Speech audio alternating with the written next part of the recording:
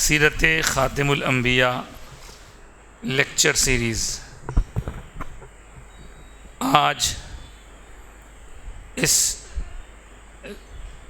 سلسلے میں 88واں یعنی 88 لیکچر کے تحت ہم آپ سے حضرت یوسف علیہ السلام کے واقعات کا تسلسل بیان کریں گے اور حضور پاک علیہ السلام کی سیرت پاک سے کچھ گوشے۔ ایک بار درود شریف پڑھ لیجئے۔ اللہم صلی علی سیدنا و مولانا محمد وعلی آلہ سیدنا و مولانا محمد وبارک وسلم۔ حضرت یوسف علیہ السلام کے بارے میں آپ سن چکے ہیں کہ آپ کو اللہ تعالیٰ نے مختلف مراحل سے گزار کر بادشاہت تک پہنچا دیا، اور پھر جو خواب سابقہ بادشاہ نے دیکھا تھا اس کی تعبیر پوری کرنے کے سلسلے میں آپ نے باقاعدہ نظم فرمایا، اور پھر وہ قحط کے سال شروع ہوئے۔ آپ نے سن لیا کہ آپ کے بھائی بھی وہاں آئے، اور ان بھائیوں نے پہلے تو نہیں پہچانا، بعد میں پہچان لیے، اور اب صورتحال یہ ہے کہ کرتا آپ نے بھیجا، والد محترم کی آنکھیں دیکھنے کے لائق ہو گئیں، اور انہوں نے دعا کی۔ جب یہ تمام بھائیوں نے معروضہ کیا کہ آپ ہمارے لیے اللہ سے مغفرت کی دعا کیجئے، انہوں نے دعا کی۔ اب وہاں سے چل پڑے۔ جب وہاں سے اپنے مقام سے والد، والدہ اور سارے بھائی یوسف علیہ السلام کے پاس آنے کے لیے نکل پڑے، تو مختلف راستوں کو طے کرتے ہوئے جب مصر سے قریب پہنچے، کیونکہ وہ مصر کے باشندے بن گئے تھے حضرت یوسف، اور اپنے خاندان والوں کو آپ نے یہیں بلا لیا تھا، تو مصر کے سرحد پر جب وہ آئے تو آپ کو اطلاع ملی، حضرت یوسف نے باہر جا کر اپنے والد اور بھائیوں، والدہ کا، حقیقی والدہ تو آپ کی گزر چکی تھی، یہ آپ کی خالہ بھی تھیں، اور اس کے ساتھ ساتھ آپ کی سوتیلی والدہ بھی تھیں۔ ان کی، اس والدہ، والد اور تمام کی بڑی ہی خوشی کے ساتھ آپ نے ویلکم کیا، خیر مقدم کیا، اور لا کر اپنے مقام پر بسا لیے۔ اس کے بعد ایک وقت آیا جب بادشاہ کا دربار، جیسے لگتا ہے دربار لگا، اور اس دربار میں یوسف علیہ السلام تخت پر بیٹھے ہیں، اور درباری اصول اور طریقوں کے مطابق وہاں طریقہ تھا کہ جو لوگ باہر سے آتے وہ بادشاہ کو وش کرنے کے لیے اپنی طرف سے تعظیم اور رسپیکٹ کا مظاہرہ کرتے۔ چنانچہ جب یوسف علیہ السلام تخت پر بیٹھ گئے تو یہ جو مہمان باہر سے آئے تھے ان کو ایک الگ مقام پر رکھا گیا تھا، وہ بھی دربار میں شریک تھے، اور جب وقت آیا بادشاہ کے ریسپیکٹ کا تو ان سب لوگوں نے جھک کر اپنی طرف سے ریسپیکٹ کا مظاہرہ کیا۔ اس بات کو قرآن پاک نے بیان فرمایا، وَرَفَعَ أَبَوَيْهِ عَلَى الْعَرْشِ، اور آپ نے، یعنی یوسف علیہ السلام نے اپنے والدین کو اونچے مقام پر بٹھایا، اور یوسف علیہ السلام بادشاہ کے طور پر جب اس دربار میں آئے تو ان سب لوگوں نے یوسف کے سامنے جھک کر، اب بیٹے کی حیثیت سے نہیں، بادشاہ کی حیثیت سے جھک کر تعظیم کی۔ وَخَرُّوا لَهُ سُجَّدًا، سب لوگ جھک گئے۔ تب حضرت یوسف علیہ السلام نے ابا سے کہا، یا ابتی، اے میرے ابا، ھذا تأویل رؤیایا من قبل، یہ ہے میرے اس پہلے دیکھے ہوئے خواب کی تعبیر قد جعلها ربی حقا، اور میرے پروردگار نے اس کو سچ کر دکھایا۔ کیا تعبیر تھی؟ خواب کیا دیکھا تھا آپ نے؟ آپ کو یاد ہوگا بچپن میں جب آپ کی عمر چھوٹی تھی، اس خواب کے دیکھنے بعد تو ہی آپ کے بھائیوں کے دلوں میں آپ کے متعلق حسد پیدا ہو گیا تھا۔ چھوٹے رہنے، سورہ یوسف کے شروع میں اس کا ذکر آیا، جب حضرت یوسف نے چھوٹی عمر میں کہا اذ قال یوسف لابیہ، کہا یوسف نے اپنے ابا سے یا اباتی، اے میرے ابا، انی رأیت 11 کوکبا، بے شک میں نے دیکھا ہے 11 ستارے، 11 کوکبا، والشمس والقمر، اور سورج اور چاند، رأیتہم لی ساجدین، میں نے ان کو دیکھا کہ وہ مجھے سجدہ کر رہے ہیں۔ یہ خواب جا کر جب آپ کے ابا سے آپ نے سنایا تو آپ کے ابا نے اس وقت کہا تھا قال یا بنی، اے میرے بیٹے، لا تقصص رؤیاک علی اخوتک، اپنے بھائیوں سے یہ خواب مت سنائے۔ تو یہ جو خواب انہوں نے چھوٹے پن میں، بچپن میں دیکھا تھا، اب اس خواب کو اللہ نے سچ کر دکھایا۔ تو جب ماں چاند، باپ سورج اور 11 بھائی ستارے، یہ لوگ جھک کے آپ کے سامنے تعظیم کرنے لگے، سجدے میں گر گئے، تو یوسف علیہ السلام کہنے لگے کہ ابا، یہ ہے میرے وہ خواب کی تعبیر جو اتنے سال کے بعد پوری ہوئی۔ خواب کی تعبیر فوری پوری ہونا ضروری نہیں ہے، کئی سال بھی رکھتے ہیں اس کے اندر۔ اب دیکھیے، انہوں نے بچپن میں خواب دیکھا تھا، وہ پورے مراحل سے گزرے، کنویں میں ڈالے گئے، بیچے گئے مصر کے بازار میں، پھر طرح طرح کے جو ہے آزمائشوں سے گزرے، جیل میں اتنے سال پڑے رہے۔ ان سب چیزوں کے بعد جب ابا امی بھائیوں نے ان کے سامنے تعظیماً جھکنے کا ارادہ کیا یا جھکے، تو یوسف علیہ السلام بولے میرے اس خواب کی تعبیر یہ ہے کہ اللہ نے اس کو سچ کر دکھایا۔ حضرت یوسف علیہ السلام کا واقعہ تو آپ نے سنا، لیکن اس میں ایک بات، سجدہ کرنا آیا ہے تو کیا کسی غیر کو بھی سجدہ کیا جا سکتا ہے اللہ کے سوا؟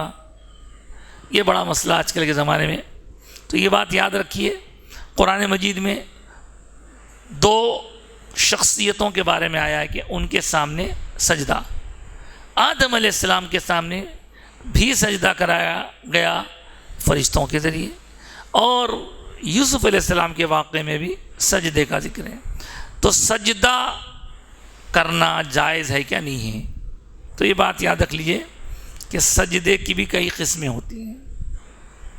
جیسے مثال کے طور پر نماز کی کئی قسمیں ہوتی ہیں، فجر، ظہر، عصر نام ہے۔ پھر ایک جنازے کی نماز بھی ہوتی، ایک پانی نہ پڑنے پر پڑھنے والی نماز بھی الگ ہوتی ہے۔ ایک ہی چیز کی کئی قسم ہوتی۔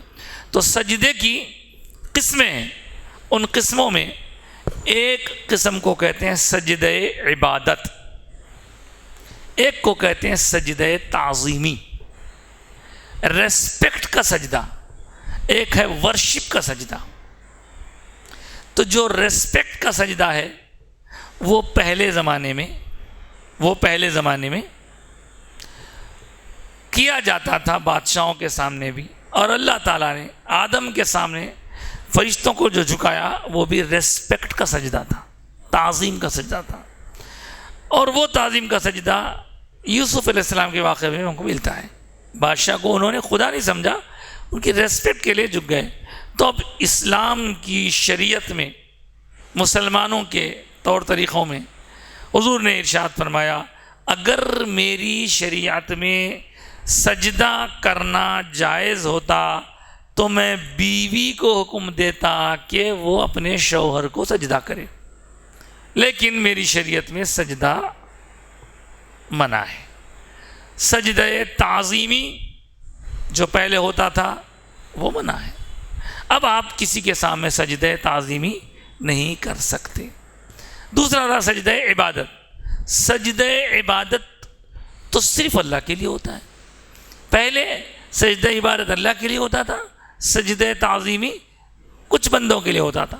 اس شریعت میں سجدہ عبادت تو باقی ہے، سجدہ تعظیمی اس شریعت میں منع ہے۔ حضور کی شریعت میں تعظیم کے لیے سجدہ نہیں کر سکتے۔ البتہ کوئی قدم کو چوم رہا ہے، کوئی قدم کو ہاتھ لگا رہا ہے، تو ایسا کرنا لازم، فرض، ضروری، کمپلسری نہیں ہے، لیکن اگر کوئی کرتا ہے تو اس پر شرک کا فتویٰ بھی نہیں لگایا جا سکتا، اس لیے کہ جھکنے والا خدا سمجھ کے نہیں جھک رہا، اور سجدے کی حالت جو ہوتی ہے وہ پورے اس کے جسم کے اعضاء لگ جائیں۔ کتنے اعضاء لگ جائیں؟ تو آپ دیکھیں گے تقریباً 8 اعضاء جسم کے جب لگ جاتے ہیں تو تب سجدہ ہوتا ہے۔ 8 حصے وہ کیا ہیں؟